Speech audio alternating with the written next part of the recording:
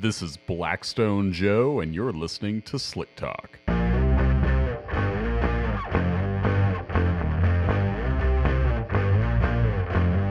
I say I'm an oil man, you will agree.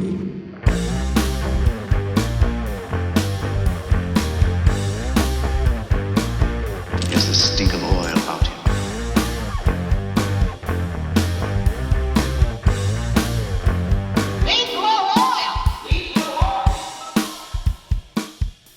Hello and welcome to episode 137 of Slick Talk. I'm your host, Blackstone Joe, and I'm glad you're here. Today we're talking about the art of the pre-buy, specifically taking a sample before you buy something, a practice that I think you'll learn can be pretty valuable when you're in the position that is forking over a lot of money for a used vehicle, and we know that is a stressful thing to do. Whether it be a used vehicle, airplane, boat, no matter the case, it's good to have some insight into what's going on in the crankcase, and Lord knows, taking an engine apart isn't feasible in most cases, especially when you're just trying to evaluate a purchase beforehand. So this episode will give you a few examples of pre-buy samples that we've looked at, how certain results helped inform what might be going on, cautionary results, ones that aren't necessarily areas of concern, more just items to follow up on down the road. But beforehand, I want to lay a little bit of foundation. We'll test the oil for excessive amounts of metal, contamination, solid material, as well as evaluate the oil's viscosity, see if that's in the expected range. And then we'll compare your results to our database of samples from similar makes and models. So that's going to tell you how your results stack up to the specific thing that you're sampling. You're not going to get a generic comparison unless, of course, we don't have any details surrounding the sample. So tell us what you're sampling, and we'll do a direct comparison of your results to what we see on average from that very machine. Now, in addition to having averages that are specific to what it is you're sampling, we do have a familiarity with common problems that a certain engine type may have. For example, the Honda L15B7, when those first came out, we were seeing quite a bit of fuel dilution in those samples. Now, Honda seems to have corrected that issue for the most part, but early on, it was a common concern, and sampling a used Honda L15B7 or even a new one in those cases was a good idea, just to see if fuel dilution was indeed a concern, or if it's one of the engines that was not dealing with that problem, you can at least get a look and see how much fuel is there based on where the flash point ended up.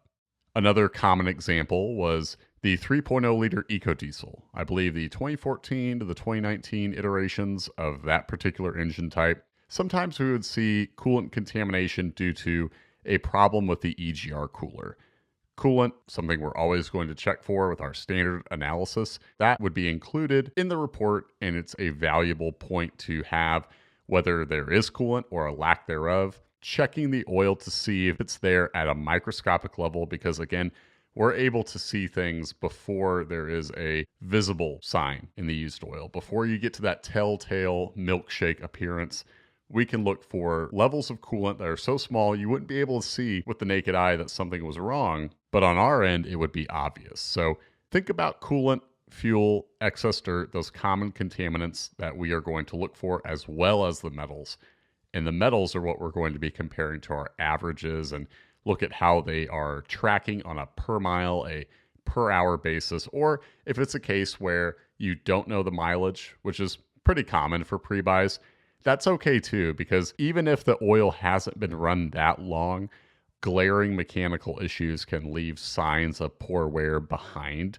So sending in a sample is a good idea even without having that mileage, but of course, do include the use on that oil if you know it, because then we can factor it in directly to the report and how your results compare to what we would expect from an interval of that length. And as I mentioned before, we're also going to look at the viscosity and see what range that's in. If you are one of those people who's very serious about the correct grade or the grade that you were told was in use, sending in a sample will include a viscosity check, and we can tell you if it read in the range that you wanted it to. So whether it's a W100 in aircraft or a 5W20 in automotive, will measure the viscosity and let you know what range it's in. And if it's in the expected range, that can be another item you can cross off your worries list.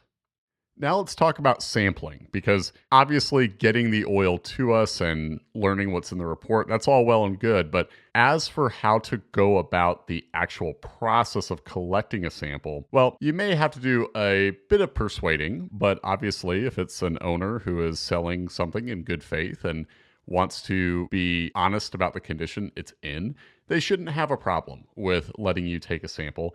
And you can take a sample in a couple of ways. First of all, if they are draining the oil and putting new oil in, well, that's pretty darn easy. Take a sample from the drain. But more often in a pre-buy situation, you'll be sampling from the dipstick without changing the oil. You can do that by using a vacuum pump, or if you don't have one, we sell a vacuum pump on our website. Just head to blackstone-labs.com, go under the product tab, and you'll find a link to purchase a vacuum pump.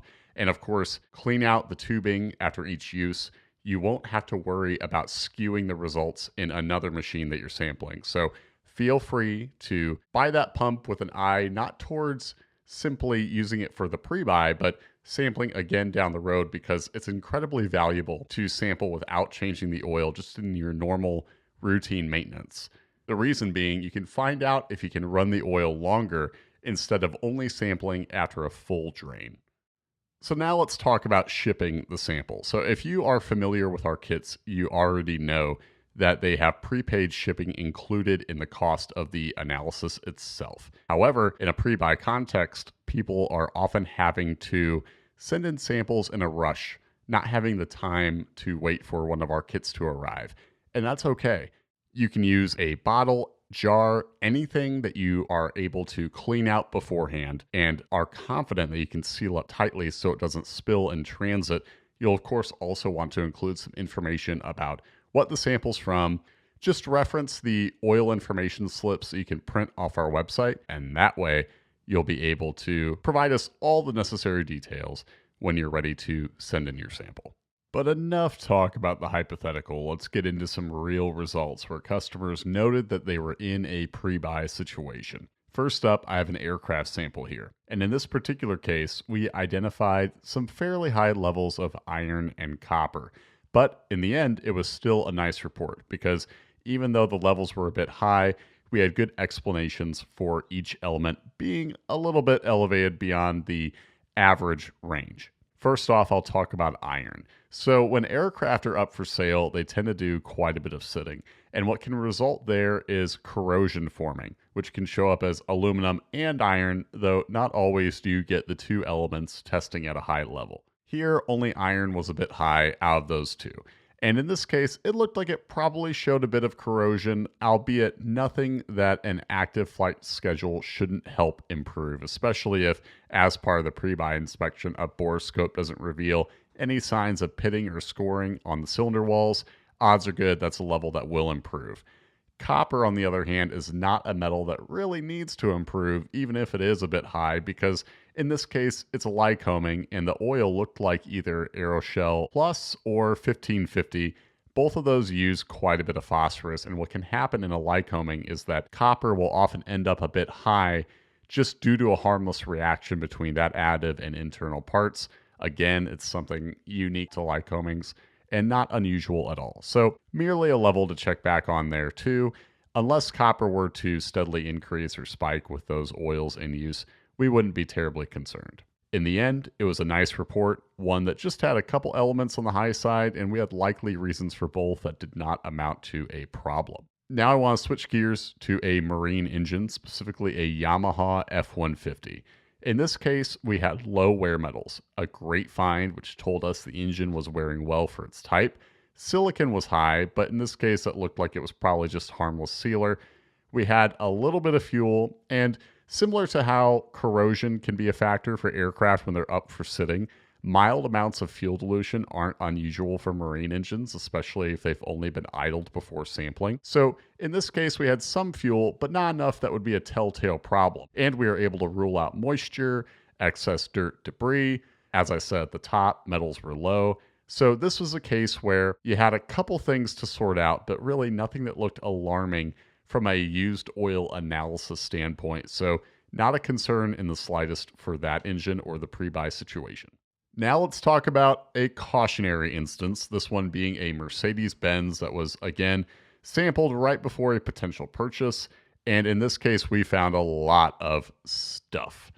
Metal, silicon, levels high enough that unless there was recent repair work, this is probably poor wear, and it's likely that silicon could be dirt causing the engine to wear heavily throughout. We also identified a high sodium level. Now, the info the customer was given was that it was Mobil 1 oil. If they were able to confirm that it was indeed Mobil 1, then sodium is a concern because it would indicate coolant contamination. So here we would want the customer to know for a fact that there was recent work done and to clarify the oil type with the seller, because otherwise it looked like the engine was in really rough shape, and that could be related to a couple of contaminants like excess dirt, as I mentioned earlier, and given that Mobil 1 doesn't use sodium, that element could show coolant too. So a lot to sort out there, and fines that could potentially prevent a sale depending on how concerned the customer would be. On our end, it certainly looked like it could be a problem for that engine. So results that would be valuable insights for that owner to have if they did go through with the purchase, because they would know what maintenance items they'd want to focus on, assuming they want to devote the time and money to keeping that engine on the road. That brings today's show to a close. Thank you so much for tuning in. I hope you learned something new today. And if you have any questions about what you heard, feel free to reach out. We're always happy to lend more insight. This is Blackstone Joe signing off.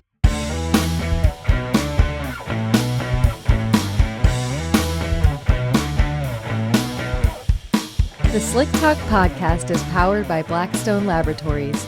If you're ready to start your oil analysis journey, visit blackstone-labs.com to order your free test kit.